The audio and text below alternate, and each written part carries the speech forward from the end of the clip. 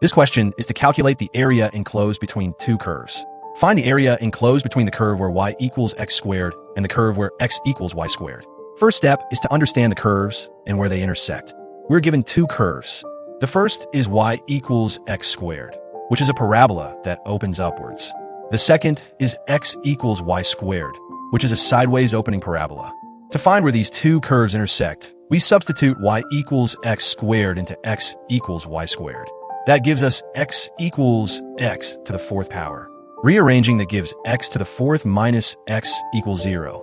Factoring out x, we get x times the quantity x cubed minus 1 equals 0. So the solutions are x equals 0 and x equals 1. Substituting back, when x is 0, y is also 0.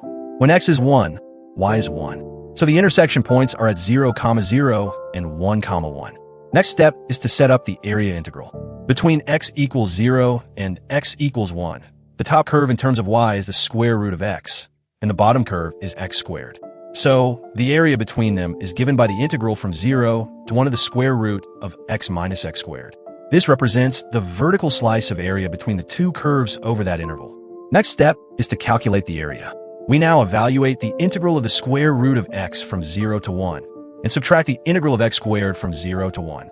The integral of x to the 1/2 power gives 2/3 times x to the 3/2 power, evaluated from 0 to 1.